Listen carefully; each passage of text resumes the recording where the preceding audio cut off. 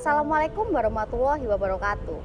Sebagai orang tua, kita harus peka terhadap perubahan-perubahan yang terjadi pada anak kita. Kita harus mampu mengidentifikasi perubahan sifat dan perilaku yang terjadi pada anak kita. Hal tersebut bukanlah hal yang mudah, tapi jangan khawatir.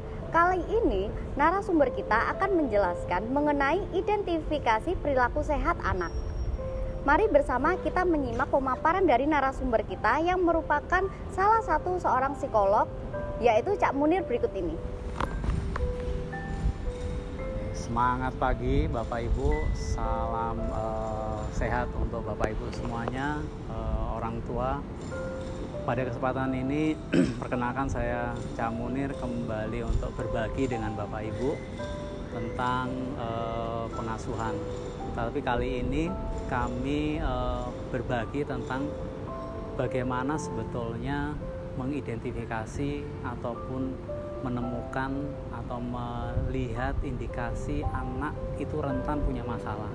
Nah, pengalaman saya nangani anak-anak yang sudah usia remaja, umur 12, 13, bahkan SMA, ternyata perilaku anak rentan, baik anak rentan yang mengalami rentan akan kekerasan maupun anak yang rentan untuk memiliki perilaku yang spesial, itu sebenarnya bisa dikenali sejak awal-awal perkembangan.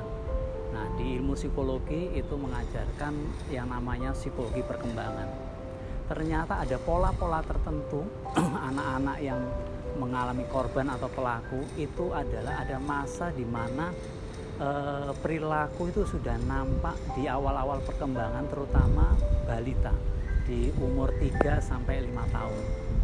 Nah, ternyata kalau kita memahami deteksi dininya, sebetulnya anak itu bisa dicegah untuk atau sampai pada perilaku buruk atau menjadi korban.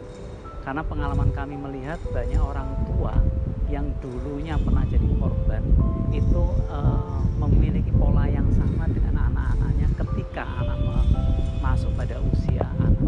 Oleh sebab itu orang tua perlu mendeteksi, yaitu untuk melihat apakah anak ini tumbuh dan berkembang dalam situasi yang sehat atau dalam psikologi sehat secara mental. Cirinya begini Bapak Ibu, kalau anak dikatakan sehat, lawannya adalah kalau dia dikatakan tidak sehat secara mental. Pertama, anak akan menerima dirinya. Ini yang berdampak pada baik menerima secara fisik maupun kondisi sosial ekonominya. Anak yang menerima dirinya pasti lebih sehat. Karena kami sudah membuktikan anak ABK pun kalau diberi kelemahan, di kekurangan secara fisik, kalau dia bisa menerima, dia justru tumbuh berkembang dengan baik sesuai dengan potensi yang diberikan sama Allah.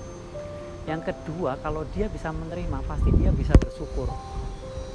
Kalau anak yang sehat, pasti dia bisa dengan syukur itu dia bisa lebih produktif, lebih kreatif, bahkan dia bisa tumbuh berkembang sesuai dengan potensi yang dimiliki.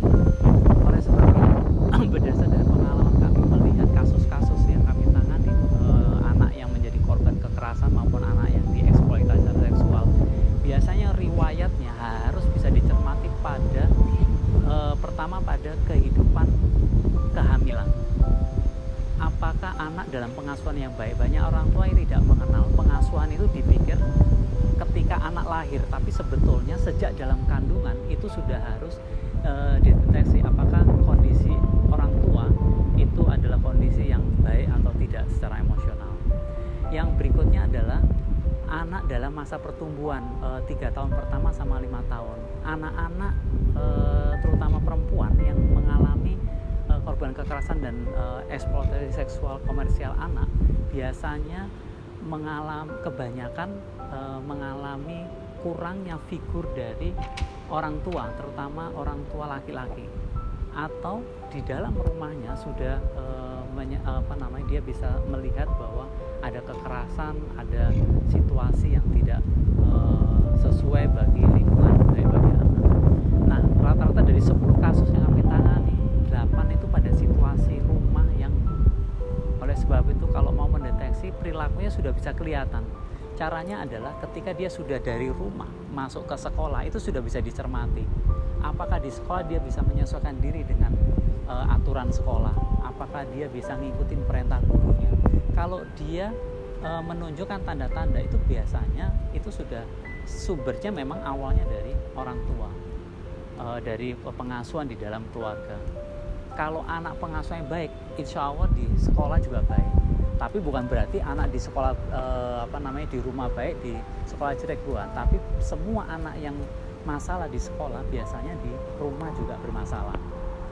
Oleh sebab itu deteksinya mulai dari sini. Berarti kalau dia sudah menunjukkan perilaku yang spesial, harusnya sudah ditangani, dan kita harus mengenal yang nama istilahnya pemulihan bagi anak-anak yang ada di tempat yang situasi kekerasan, maupun dia melihat atau mengenal atau mengalami kekerasan yang dilakukan oleh orang tua atau orang terdekat di dalam rumahnya.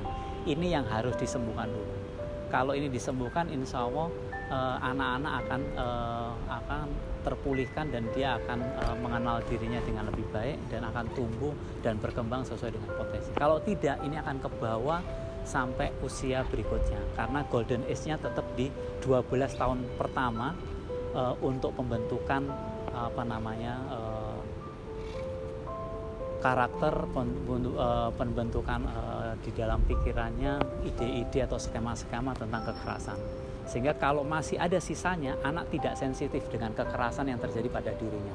Itu yang saya katakan, anak cenderung mengizinkan kekerasan yang terjadi karena rekaman yang dia miliki memang sudah ada skema kekerasan itu sendiri. Jadi yang bisa saya simpulkan adalah deteksinya di 5 tahun pertama dan ketika dia masuk ke sekolah. Kalau sudah ada perilaku buruk, maka ini harus ditangani. Ini yang dinamakan pemulihan pada anak-anak yang mengalami atau berada pada situasi kekerasan, sehingga kita bisa mengurangi potensi anak mengalami kekerasan di usia perkembangan selanjutnya. Bahkan dia tidak mengizinkan tubuh dan fisiknya untuk dilakukan kekerasan oleh orang lain. Demikian yang bisa saya bagi untuk kesempatan ini.